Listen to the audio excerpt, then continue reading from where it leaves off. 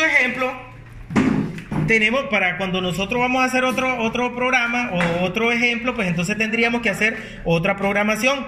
En este programa pulsamos marcha y una cantidad de tiempo después se encienden las lámparas. O sea, estamos utilizando un timer.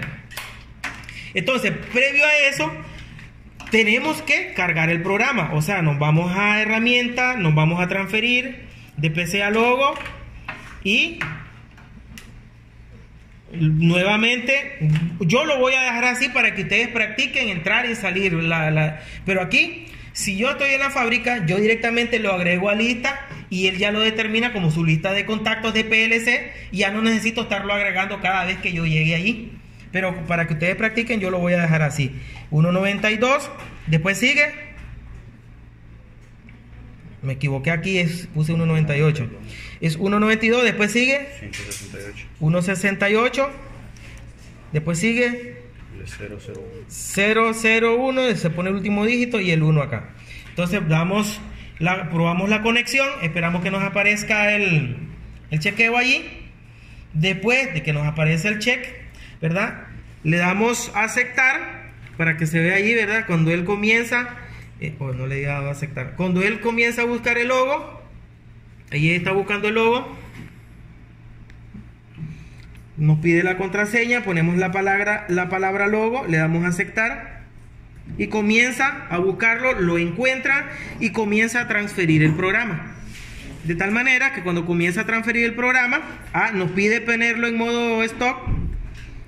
Ahora nuevamente lo busca y es allí donde nosotros vamos a observar de que comienza a transferir acá. Aquí lo comienza a transferir y acá también se está observando que se está cargando el programa en el Logo PC. Cuando termine la carga del Logo PC, pues lo que hay que hacer es hacer el montaje. Entonces, ¿qué es lo que nosotros vamos a conectar? Solo sus entradas y sus salidas físicas. Significa que el timer que estamos ocupando acá es un elemento del software. Ese no lo vamos a conectar. Solo conectamos entradas y conectamos la salida.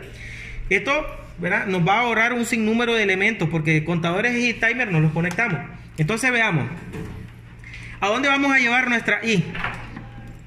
Nuestra I la vamos a llevar al positivo. Entonces este sería nuestro pulsador de encendido y el pulsador de, perdón, el primero es el de paro, es I1.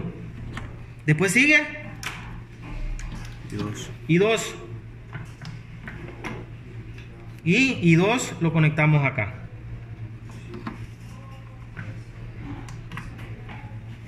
Ahora ya tenemos nuestras dos salidas. Nuestras dos entradas. Ahora van a ser las salidas.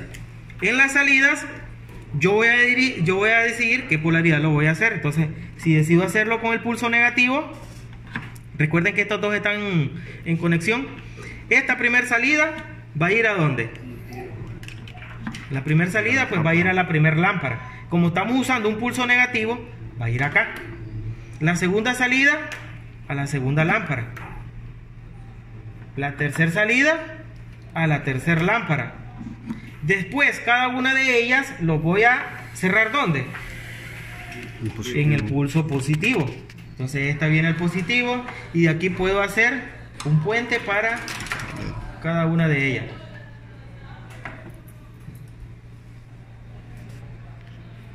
Después de haber hecho nuestras conexiones, encendemos el logo y vamos a hacer nuestra muestra. Encendemos acá y vamos a esperar la cantidad de tiempo 4 segundos. que son, ahí ya se encendieron, pero miramos acá en el software. En el programa yo tengo que son 4 segundos. Entonces vamos a parar nuevamente, lo apagamos. Ahora vamos a encender nuevamente, que salga de ahí, verá así, más o menos, correcto.